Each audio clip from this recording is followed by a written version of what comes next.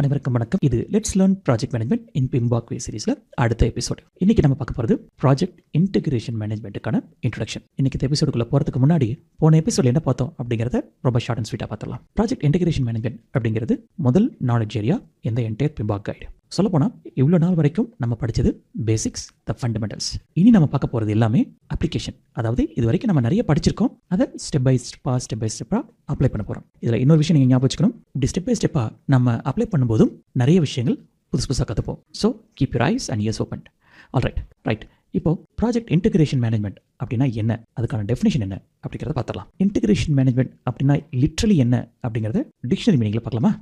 So integration அப்படின்னா it is combining two or more things. இது எதுக்காக பண்ணுறோம்? சிம்பிளிஃபைடாக பண்ணால் அது எஃபெக்டிவாக இருக்காது அப்படிங்கிறதுக்காக கம்பைண்டாக பண்ணுறோம். So that the effectiveness will be better. இதே லிட்ரல் மீனிங் தான் ப்ராஜெக்ட் மேனேஜ்மெண்ட்லேயும். ப்ராஜெக்ட் மேனேஜ்மெண்ட்டில் project manager component of the ப்ராஜெக்டையும் இன்டெகிரேட் பண்ணுவார். எதுக்காக பண்ணுறார்? So that the project can be run effectively and efficiently. By the way, எஃபெக்டிவ்னஸுக்கும் எஃபிஷியன்சிக்கும் என்ன வித்தியாசம்? இதுக்கு நான் ஆன்சர் சொல்ல போகிறதில்ல. உங்களுக்கு தெரிஞ்ச ஆன்சர் கீழே இருக்கிற கமெண்ட் பாக்ஸில் சொல்லுங்கள். அடுத்த எபிசோடில் இதை பற்றி டிஸ்கஸ் பண்ணலாம். அடுத்து, இந்த ப்ராஜெக்ட் இன்டகிரேஷன் மேனேஜ்மெண்ட் அப்படிங்கிறது ஒரு டைம் பண்ணுற வேலை இல்லை. It is done through out the project. ரொம்ப சிம்பிளுங்க. ப்ராஜெக்ட்டில் ஏகப்பட்ட எலிமெண்ட்ஸ் இருக்குது. ஒவ்வொன்றும் ஒவ்வொரு இடத்துல ஒவ்வொரு ஸ்டேஜில் ரன் ஆகிட்டு இருக்கும். பிம்பாக் கைடோட ப்ராசஸ் குரூப் வெர்சஸ் நாலேஜ் ஏரியாவோட சார்ட்டை பார்த்தாவே நமக்கு தெரிஞ்சிருக்கும். இன்டகிரேஷன் மேனேஜ்மெண்ட் அப்படிங்கிற ஒரு நாலேஜ் ஏரியாவில் மட்டும்தான் ப்ராசஸ் குரூப் பாயிண்ட் ஆஃப் வியூலேருந்து பார்க்கும்பொழுது 5 ப்ராசஸ் இருக்கும். Which is initiation, planning, executing, monitoring and controlling and closing. So ஒரு வார்த்தையில் சொல்லணும் அப்படின்னா, ப்ராஜெக்ட் இன்டகிரேஷன் மேனேஜ்மெண்ட்டில் ஸ்கோப்பில் ஆரம்பித்து ஸ்டேக் ஹோல்டர் மேனேஜ்மெண்ட் வரைக்கும் இருக்கிற ஒவ்வொரு ப்ராசஸும், நல்லா கவனிங்க, ப்ராசஸ் குரூப்பில் ஒவ்வொரு ப்ராசஸும் அசம்பிள் பண்ணி பேலன்ஸ் பண்ணி அதை மேனேஜ் பண்ணுறது தான் ப்ராஜெக்ட் மேனேஜரோட வேலை. ஸோ ஒரே project manager at high level என்ன பண்ணுவார்? So project manager bits and பீசஸாக இருக்கிற ப்ராஜெக்டை டுகெதராக ஒன்னாக்கி இன்டிகிரேட் பண்ணி அசம்பிள் பண்ணி மேனேஜ் பண்ணுவார். ரைட். ப்ராஜெக்ட் இன்டகிரேஷன் மேனேஜ்மெண்ட் அப்படின்னா என்ன அப்படின்னு மீனிங்கை பார்த்துட்டோம். இப்போ ஓவர்வியூ என்ன அப்படின்னு பார்த்துடலாம். ப்ராஜெக்ட் இன்டகிரேஷன் மேனேஜ்மெண்ட் அப்படிங்கிறது is all about balancing all the process starting from scope, schedule, cost, quality, resource, communication, risk, procurement and stakeholder management.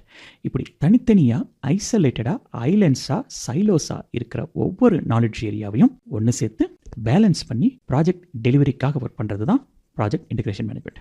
ஒரு சில பாயிண்ட்ஸ் நான் எகெயின் அண்ட் எகெயின் சொல்கிற மாதிரி உங்களுக்கு தோணலாம். இன்டகிரேஷன் மேனேஜ்மெண்ட்டை பொறுத்த வரைக்கும் ஈவன் இன்டகிரேஷன் இல்லை through out this course.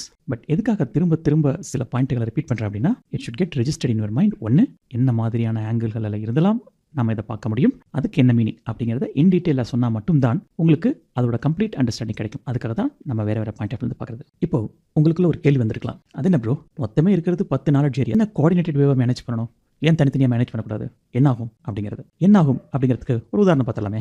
Project scope மேனேஜ்மெண்ட்டுக்கு ஒரு தனி ப்ராஜெக்ட் மேனேஜர் இருக்கார் அப்படின்னு வச்சுப்போம். கிளைண்ட்டு புதுசாக ஒரு ஸ்கோப் ஆட் பண்ணுறாரு. மற்ற எதை பற்றியுமே கன்சிடர் பண்ணாமல் அந்த ப்ராஜெக்ட் ஸ்கோப் மேனேஜ்மெண்ட்டோட ப்ராஜெக்ட் மேனேஜர் அந்த ஸ்கோப் அக்செப்ட் பண்ணிக்கிறாருன்னு வச்சுப்போம். ஸோ என்னாகும்? நேச்சுரலி ப்ராஜெக்ட்டில் ஸ்கோப் ஆட் ஆகுதுனாவே ப்ராஜெக்டோட டைம்லைன் அடிவாகும், கண்டிப்பாக காஸ்ட் அடிவாங்கும், ஏன்னா நிறைய ரிசோர்ஸ் உள்ள போடணும். ஸோ ரிசோர்ஸ்ன்னு சொல்கிறாங்களா, obviously you need put in more resources, நிறைய ரிஸ்க்குகள் வரும். இப்படி ஒன்றுக்கொன்று தொடர்பான விஷயங்கள், இன்டர்லிங்க்டான விஷயங்கள் அஃபெக்ட் ஆகும். ஸோ என்னாகும்? அட் எண்ட் ஆஃப் தி டே மொத்தமாக ப்ராஜெக்ட் அடிவாங்கும். இதை ஒரு உதாரணமே பார்த்தலாம். நம்ம பழைய வீடு கட்டுற எக்ஸாம்பிள். சப்போஸ் வீடு கட்டுற எக்ஸாம்பிள் படி கிரவுண்ட் ஃப்ளோருக்கு ஒரு ப்ராஜெக்ட் மேனேஜர், ஃபர்ஸ்ட் ஃப்ளோருக்கு ஒரு ப்ராஜெக்ட் மேனேஜர், செகண்ட் ஃப்ளோருக்கு ஒரு ப்ராஜெக்ட் மேனேஜர் இருக்கார் அப்படின்னு வச்சுப்போம். It not happen just for an understanding. Client என்ன பண்ணுறாருன்னா, செகண்ட் ஃப்ளோரில் எனக்கு அடிஷனலாக ஒரு ரூம் வேணும்னு கேட்குறாருன்னு வச்சுப்போம். நேச்சுரலி செகண்ட் ஃப்ளோரில் ஒரு ரூம் வேணும் அப்படின்னா அதுக்கு ரிலேட்டடாக கிரவுண்ட் ஃப்ளோர், ஃபர்ஸ்ட் ஃப்ளோர் இதெல்லாம் ஒர்க் பண்ணால் மட்டும்தான் செகண்ட் ஃப்ளோரில் அந்த சேஞ்சஸை ஸ்மூத்தாக எடுத்து போக முடியும். பட் நம்ம எடுத்துக்கிட்ட இந்த எக்ஸாம்பிளில் செப்பரேட்டாக ப்ராஜெக்ட் மேனேஜர் இருக்காரு. Second floor project manager first அல்லது ground floor project manager inform பண்ணாமையே அந்த ஸ்கோப் அக்செப்ட் பண்ணிக்கிறாருன்னு வச்சுப்போம். என்னாகும்? It will be complete mess இல்லையா? சரி, ஸ்கோப் மட்டும்தானா? சேஞ்சஸ் வந்தால் என்ன ஆகும்னு யோசிச்சு பார்ப்போம். ஒரு சேஞ்ச் ஒரு ப்ராஜெக்ட்டில் இன்ட்ரடியூஸ் பண்ணுறோம் அப்படிங்கிறனால ஒரு சில நேரங்களில் ஸ்கோப் அடி வாங்காமலே இருக்கலாம். பட் டைம்லைன், காஸ்ட் அடி வாங்கலாம். உதாரணத்துக்கு ஜன்னலை லெஃப்ட் சைடில் வைக்கிறது போல ரைட் சைடில் வைங்கன்னு சொல்கிறாருன்னு வச்சுப்போம் நம்ம ஹவுஸ் எக்ஸாம்பிளில். ஸோ இதில் ஸ்கோப் அப்படின்னு பார்க்கும்போது எந்த மாற்றமுமே இல்லை. மோரார்லெஸ் அதே ஸ்கோப் தான், ஏன்னா அதே ஜன்னல் தான். ஏன்னா ஜன்னல் லெஃப்ட்டில் வருது அப்படிங்கிற பிளான் படி லெட்ஸே நம்ம எலக்ட்ரிக்கல் லைன், பிளம்பிங் லைன் இதெல்லாம் பிளான் பண்ணியிருப்போம். பட் இப்போ ரைட்டில் மூவ் பண்ணுறாங்க அப்படிங்கிறனால it may impact electrical and plumbing line. So கண்டிப்பாக அடி வாங்கிறதுக்கான வாய்ப்பு இருக்குது. ஸோ இது அடி வாங்குது அப்படிங்கும்போது நேச்சுரலி ப்ராஜெக்டோட டைம்லைன் அடி வாங்கலாம். ஸோ ப்ராஜெக்டில் எந்த சேஞ்ச் வந்தாலும் அது ப்ராஜெக்டை எப்படி எல்லாம் அஃபெக்ட் பண்ணும் அப்படிங்கிறத அனலைஸ் பண்ணுறது தான், எகெயின் அண்டர்லைன் பண்ணிக்கோங்க, அனலைஸ் பண்ணுறது தான் ப்ராஜெக்ட் மேனேஜரோட முதல் வேலையாக இருக்கணும். ப்ராஜெக்ட் இன்டகிரேஷன் மேனேஜ்மெண்ட்டை பற்றி இவ்வளோ பேசிட்டோம்.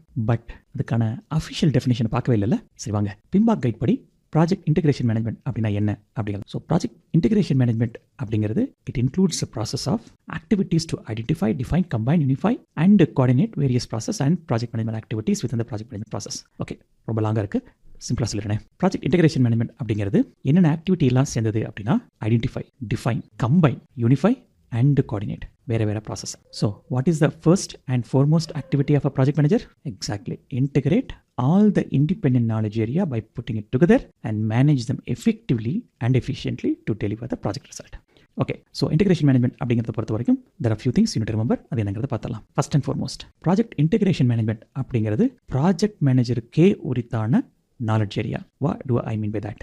முன்னாடி நம்ம பார்த்துருக்கோம், ப்ராஜெக்ட் சார்ட்டர் அப்படிங்கிறத யார் எழுதுவா? எக்ஸாக்ட்லி, ப்ராஜெக்ட் சார்ட்டரை எழுதுறது ஸ்பான்சர் தான். ஆனால் ப்ராக்டிக்கலாக பார்த்தீங்கன்னா ஸ்பான்சர் ப்ராஜெக்ட் சார்ட்டரை எழுதணும், பட் ப்ராஜெக்ட் மேனேஜர் தான் எழுதுவார். But all the inputs are majority of the input will be from project sponsor. But theoretically speaks who should write the project charter? The project sponsor. ஆனால் project management plan அப்படின்னு வரும்பொழுது project மேனேஜரோட மெயினான வேலை என்னன்னு பார்த்தோம்? Exactly, integrating. அப்படின்னா என்ன அர்த்தம்னா, மீதி 9 நாலேஜ் ஏரியாவிலையும் அதுக்குன்னு ஒரு செப்பரேட் ஒர்க் பேக்கேஜ் மேனேஜர். நல்லா கவனிங்க, ப்ராஜெக்ட் மேனேஜரில் ஒர்க் பேக்கேஜ் மேனேஜர் இருக்கலாம். again I'm saying இருக்கலாம். நம்ம போன எபிசோட்லேயே பேசினோம், சில கம்பெனிஸில் ஷெடியூலை மேனேஜ் பண்ணுறதுக்குன்னு ஷெடியூலிங் எக்ஸ்பர்ட்ஸ் இருப்பார். ஸோ ப்ராஜெக்ட் ஷெடியூல் மேனேஜ்மெண்ட் அப்படின்னு வரும்போது ஷெடியூல் பிளானை மட்டும் ப்ராஜெக்ட் மேனேஜர் வாங்கிப்பார். அதை he will make it as part of project management plan. By the way, project management plan அப்படின்னா என்னன்னா, அது ஒரு செப்பரேட் டாக்குமெண்ட் கட்டாயம் கிடையாது. ப்ராஜெக்ட் மேனேஜ்மெண்ட் பிளான் அப்படிங்கிறது integration of scope, time, cost, quality, கடைசியில் ஸ்டேக் ஹோல்டர் மேனேஜ்மெண்ட் வரைக்கும் இருக்கிற இண்டிபெண்ட் நாலேஜ் ஏரியாவில் இருக்கிற பிளான்ஸை இன்டெகிரேட் பண்ணது தான் ப்ராஜெக்ட் மேனேஜ்மெண்ட் பிளான். ஸோ அப்படிங்கும்போது என்ன அர்த்தம்? ப்ராஜெக்ட் மேனேஜரோட primary activity integrating the projects. So அப்படிங்கும்போது என்ன அர்த்தம்? ப்ராஜெக்ட் இன்டெகிரேஷன் மேனேஜ்மெண்ட் அப்படிங்கிறது it is specific to project managers. வேற யாருக்கும் இதை அவர் டெலிகேட் செய்யக்கூடாது, மற்றவங்க பார்த்துப்பாங்க அப்படின்னு விட்டுறக்கூடாது. காஸ்ட் மேனேஜ்மெண்ட்டுக்கு காஸ்ட் அனலிஸ்ட் இருக்கலாம், ஷெடியூல் மேனேஜ்மெண்ட் ஸ்பெஷலிஸ்ட் இருக்கலாம், ஈவன் நிறைய கம்பெனிஸில் ரிஸ்க் மேனேஜ்மெண்ட்டுக்கு ரிஸ்க் எக்ஸ்பர்ட்ஸ்லாம் இருக்காங்க. பட் இன்டெகிரேஷன் மேனேஜ்மெண்ட் அப்படின்னு வரும்பொழுது அது ப்ராஜெக்ட் மேனேஜருக்கான வேலை. ஸோ ப்ராஜெக்ட் மேனேஜர் யாருக்காகவும் எதுக்காகவும் எந்த சுச்சுவேஷன்லையும் டெலிகேட் பண்ணவோ ட்ரான்ஸ்ஃபர் பண்ணவோ கூடாது. அடுத்து ப்ராஜெக்ட் இன்டெகிரேஷன் மேனேஜ்மெண்ட் அப்படின்னு வரும்பொழுது ஞாபகம் வச்சுக்க வேண்டியது it is an iterative process. ஐட்ரேட்டிவ்னா ஒன்றும் இல்லைங்க, நமக்கு எவ்வளோ இன்ஃபர்மேஷன் தெரியுதோ அதை வச்சு ஒரு டிராஃப்ட் எழுதிடுவோம், அப்புறம் ஃபர்தராக இன்ஃபர்மேஷன் வரும்போது அதை ஆட் பண்ணுவோம். ஸோ இன்டெகிரேஷன் அப்படிங்கும்போது உங்களுக்கு புரிஞ்சிருக்கும்னு நினைக்கிறேன். நேச்சுரலி ப்ராஜெக்ட் ஸ்டார்ட் பண்ணும்போது ஹை லெவல் ஸ்கோப் தான் தெரியும், அதுக்கு ஒரு ஷெடியூல் போடுவோம், அதுக்கப்புறம் கொஞ்சம் டீட்டெயில் கிடைக்கும். ஸோ அதை ஷெடியூல் ஆட் பண்ணுவோம். ஷெடியூல் சேஞ்ச் ஆகுது அப்படிங்கும்போது ஆப்வியஸ்லி காஸ்ட் அப்டேட் ஆகும், நேச்சுரலி ரிஸ்க் அதிகமாகும், so on and so forth. So ஒரே ஷார்ட்டில் இதை முடிக்கவே முடியாது. It is always a live document. I'm talking about the project management plan. So project management plan ஒரு live document அப்படிங்கும்போது, so naturally project integration management அப்படிங்கிறது it's an iterative process. அதுக்கு அடுத்து ஒரு முக்கியமான விஷயம், ப்ராஜெக்ட் இன்டெகிரேஷன் மேனேஜ்மெண்ட் அப்படிங்கிறது project மேனேஜரோட responsibility. என்ன ப்ரோ, கொஞ்ச நேரத்துக்கு முன்னாடி இதை சொன்னீங்க, இந்த ஒர்க் வந்து ப்ராஜெக்ட் மேனேஜரோடதுன்னு சொல்லி, இப்போ திரும்ப ஏன் ரெஸ்பான்சிபிள் அப்படின்னு சொல்றீங்கன்னு பார்க்குறீங்களா? யூஸ்வலாக ஒரு ப்ராஜெக்டை பொறுத்த வரைக்கும் 5 விதமான, இன்ஃபேக்ட் பிம்பாக் கைடில் 4 தான் மென்ஷன் பண்ணியிருப்பாங்க, பட் நான் ப்ராக்டிக்கலாக அப்ளை பண்ணுறது 5. ஸோ அது 5 என்னங்கிறத பார்த்துலாம். சிம்பிளாக அதை ராசிக் சார்ட், RASIC அப்படின்னு சொல்லுவாங்க. R அப்படின்னா ரெஸ்பான்சிபிள், A அப்படின்னா accountable, S support, I inform, C consult.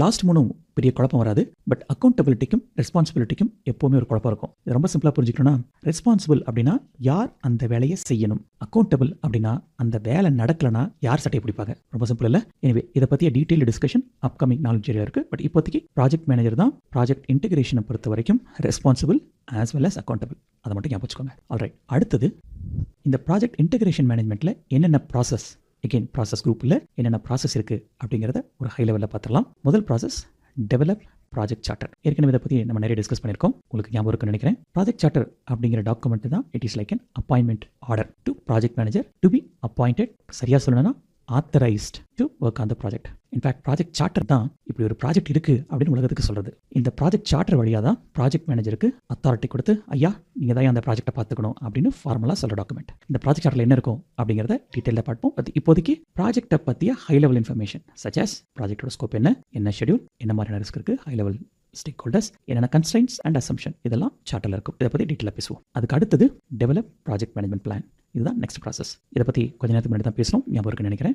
Project management plan அப்படிங்கிறது is not a single document, it is an assembly of all the separate knowledge area document into one single document. அதுக்கு அடுத்தது direct and manage project work. So வேர்ட்லேயே action இருக்குது. It is all about executing the planned work. இதற்கு அடுத்தது manage project knowledge. இது ஒன்றும் இல்லைங்க, ரொம்ப சிம்பிள். நம்ம ஒரு ப்ராஜெக்ட் பண்ணும்பொழுது புதுசாக ஏதாவது ஒரு டாக்குமெண்ட் உருவாக்குவோம் நம்ம ப்ராஜெக்டை ஸ்மூத்தாக ரன் பண்ணுறதுக்காக. அது டெக்னிக்கலாக இருக்கலாம், நான் டெக்னிக்கலாக இருக்கலாம். இது எல்லாமே it is part of organisation asset. இதை பற்றி நம்ம ஏற்கனவே பேசியிருக்கோம், enterprise environmental factor and organisation process asset அப்படிங்கிற டாப்பிக்கில். ஸோ அப்படி ப்ராஜெக்ட் நாலேஜை நம்ம ஆர்கைவ் பண்ணி வைக்கணும். அப்போ தான் வருங்கால சந்ததிகளுக்கோ அல்லது நம்மளே திரும்ப இன்னொரு ப்ராஜெக்ட்டில் ஒர்க் பண்ணும்போது எல்லாத்தையும் ஞாபகம் வச்சுக்க முடியாது இல்லையா? ஸோ அந்த டாக்குமெண்ட்டை எடுத்து ரெஃபர் பண்ணி புதுசாக ரன் பண்ணுற ப்ராஜெக்ட்டில் அந்த மாதிரியான மிஸ்டேக்கள் நடக்காமல் பார்த்துக்கலாம். அடுத்து monitor and control project work. Again வேர்ட்லேயே மீனிங் என்ன அப்படிங்கிறதுக்கு வெறுமனே ப்ராஜெக்ட் ரன் பண்ணால் மட்டும் பத்தாது, அதை கண்டினியூஸாக மானிட்டர் பண்ணணும். சப்போஸ் ஏதாவது ஆஃப் ட்ராக்ல போகுது அப்படின்னா அதை கண்ட்ரோல் பண்ணவும் செய்யணும். இதுக்கு ஒரு சிம்பிள் எக்ஸாம்பிள் அப்படின்னு பார்த்தா, நம்ம சென்னையிலேருந்து கன்னியாகுமரி போகிறோம்னு வச்சுப்போம். ப்ராஜெக்ட் இனிஷியேட் பண்ணியாச்சு, எக்ஸிக்யூஷனும் ஸ்டார்ட் ஆயிடுச்சு. மீனிங் வண்டி ஸ்டார்ட் பண்ணிட்டோம், ட்ராவல் பண்ண ஆரம்பிச்சிட்டோம். பட் அது மட்டுமே போதுமா? சரியான பாதையில் தான் போகிறோமா, சரியான வேகத்தில் தான் போகிறோமா, ஏன்னா பிளான் படி போகணும் இல்லையா? ஸோ சரியான வேகத்தில் தான் போகிறோமா அப்படிங்கிறத ரெகுலராக ட்ராக் பண்ணிட்டே இருக்கோம், which is nothing but monitor and control the project work. அதற்கு அடுத்தது பர்ஃபார்ம் இன்டிகிரேட்டட் சேஞ்ச் கண்ட்ரோல். இந்த ப்ராசஸை பொறுத்த வரைக்கும் நம்ம பிரைமர்லி பேசுறது மேனேஜிங் த சேஞ்சஸ். சேஞ்சஸ் இல்லாமல் எந்த ப்ராஜெக்ட்டுமே ரன் ஆகாது. உலகத்தில் இருக்க அத்தனை ப்ராஜெக்ட்லையும் சேஞ்சஸ் அப்படிங்கிறது கட்டாயம் நடந்தே தீரும். பட் அப்படி சேஞ்சஸ் வரும்பொழுது அதை எப்படி மேனேஜ் பண்ணுறோம் அப்படிங்கிறதா is all about project integration management. நம்ம ஏற்கனவே பேசுனது போல முதல் விஷயம் சேஞ்ச் அப்படின்னு வந்தாலே என்ன பண்ணணும்? ப்ராஜெக்ட் மேனேஜர் அதை ரிவ்யூ பண்ணணும். எதுக்காக ரிவ்யூ பண்ணணும்? அப்படி ரிக்வெஸ்ட் பண்ண சேஞ்ச் ப்ராஜெக்ட்ல என்ன மாதிரியான இம்பாக்டை கிரியேட் பண்ணும் அப்படிங்கிறத அப்படி அனலைஸ் பண்ணாமல் எந்த சேஞ்சையும் ரிக்வெஸ்ட்டோ அல்லது அப்ரூவோ செய்யவே கூடாது. It is one of the golden rule. So இப்படி சேஞ்சஸை மேனேஜ் பண்ணுறது is called as managing changes. Simple இல்லையா? அதே போல் இன்னொரு முக்கியமான விஷயம், சேஞ்சஸ் அப்படின்னு வரும்பொழுது என்ன மாதிரியான சேஞ்ச் வந்திருக்கு அதை அனலைஸ் பண்ணி ரெஸ்பெக்டிவ் ஸ்டேக் ஹோல்டர்ஸ்க்கு அனுப்பி அதோட சாதக பாதங்களை சொல்லி அவங்களோட அப்ரூவலுக்கு அப்புறம் தேவைப்பட்டால் வாங்கினதுக்கு அப்புறம் தான் சேஞ்சஸை அக்செப்ட் பண்ணவோ ரிஜெக்ட் பண்ணவோ அல்லது வித்ஹோல்ட் பண்ணவோ செய்யணும். இன்ஃபேக்ட் எப்படி ஒரு ப்ராஜெக்ட்டில் சேஞ்சஸ் இனிஷியேட்டட் எப்படி ஃப்ளோ ஆகுது அப்படிங்கிறத பற்றி ஏற்கனவே பேசிக்ஸ் ஆஃப் ப்ராஜெக்ட் மேனேஜ்மெண்ட் சீரிஸில் போட்டிருக்கோம். You can go back and refer. அடுத்து கடைசியாக க்ளோஸ் ப்ராஜெக்ட் ஆர் ஃபேஸ். இது ரொம்ப simple. It is all about closing down all the activity before closing the project. இங்கே ப்ராஜெக்டாக இருக்கலாம், ப்ராஜெக்ட் ஃபேஸாக கூட இருக்கலாம். சப்போஸ் இந்த ப்ராஜெக்ட் அவுட் சோர்ஸ் பண்ணியிருந்தா க்ளோசிங் த ப்ராஜெக்ட் கான்ட்ராக்டாக கூட இருக்கலாம். ஸோ ஒரு ப்ராஜெக்ட்டை முடிக்கிறதுக்கு முன்னாடி, ஒரு ப்ராஜெக்ட்டை க்ளோஸ் பண்ணுறதுக்கு முன்னாடி இந்த அத்தனை விஷயங்களையும் ப்ராப்பராக க்ளோஸ் பண்ணிட்டு தான் ப்ராஜெக்ட்டை க்ளோஸ் பண்ணணும். அஃப்கோர்ஸ் இட் இஸ் லாஜிக்கல் இல்லையா? நம்ம பாட்டுக்கு ஒரு ப்ராஜெக்ட் ரன் இருக்கும்போது ப்ராஜெக்ட் இஸ் ஓவர் அப்படின்னு சொல்ல முடியாது. ஏன்னா so many closing activities will be there. For example ரொம்ப சிம்பிளாக சொல்லணும்னா, ப்ராஜெக்ட் முடிஞ்சு போச்சு, அந்த ப்ராஜெக்ட்டில் இருக்கிற ரிசோர்ஸை ரிலீஸ் பண்ணணும், வெண்டருக்கு பணம் கொடுக்க வேண்டியிருக்கும் அல்லது வெண்டர்கிட்ட பணம் வாங்க வேண்டியிருக்கும். அப்புறம் மேனேஜ்மெண்ட்டை சொல்லிட்டு ஐயா இந்த ப்ராஜெக்ட்டை முடிச்சுட்டு எடுத்துக்கோங்கன்னு சொல்ல வேண்டியிருக்கும். ஏன்னா அதுக்கப்புறம் அது ஆப்ரேஷன்ஸ் டீமுக்கு போக வேண்டியிருக்கலாம். அது எல்லாத்தோட முக்கியம், இப்படி நீங்கள் ப்ராஜெக்ட்டை சக்ஸஸ்ஃபுல்லாக கம்ப்ளீட் பண்ணால் மட்டும்தான் அந்த வருஷத்தில் அப்ரைசலில் உங்களுக்கு நல்ல ரேட்டிங் கிடைக்கும். ஆல் ரைட், சோஃபார் நம்ம என்ன பேசணும் அப்படிங்கிறத சுருக்கமாக ஒரு சமரியாக பார்த்துடலாம். நம்ம சப்ஸ்கிரைபரில் சஸ் பிரசாத், நான் உங்கள் பேரை நான் கரெக்டாக சொல்ல நினைக்கிறேன், அப்படி இல்லைனா ஐம் சாரி, அவர் ஒரு கமெண்ட்டில் சொல்லியிருந்தாரு, ப்ரோ மொத்தமாக வீடியோ முடிச்சதுக்கப்புறம் சுருக்கமாக ஒரு 1 minute சமரியாவது சொல்லுங்கள் அப்படின்னு.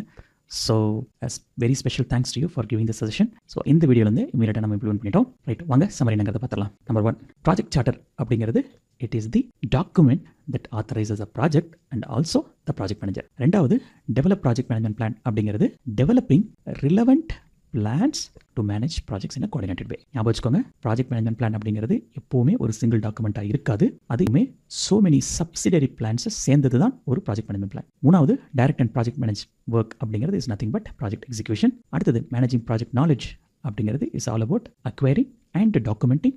வெரி இம்பார்ட்டன்ட்லி ப்ராஜெக்ட் முடியும் போது அதை ஆர்கைவ் பண்ணி வைக்கணும். அடுத்து, மானிட்டர் அண்ட் கண்ட்ரோல் அப்படிங்கிறது ப்ராஜெக்ட் ரன் பண்ண ஆரம்பிச்சிட்டோம், அது சரியான திசையில் தான் போகுதா அப்படிங்கிறத மானிட்டர் பண்ணுறதா ப்ராஜெக்ட் மானிட்டர் அண்ட் கண்ட்ரோல். அதுக்கு அடுத்தது, ஆறாவது, ப்ராஜெக்ட் இன்டெகிரேஷன் மேனேஜ்மெண்ட். பிரைமர்லி இங்கே நம்ம பேசுறது integrating everything because as a knowledge area suggest it is all about project integration management and very importantly managing all about the changes. அடுத்தது, last, closing the project which is nothing but closing everything including the contract, project, releasing the resources, etc. All right. So இந்த video உங்களுக்கு project இன்டெகிரேஷனை பற்றி ஒரு நல்ல overview கொடுத்துருக்கோம் அப்படின்னு நம்புறேன். சூன் அடுத்த எபிசோட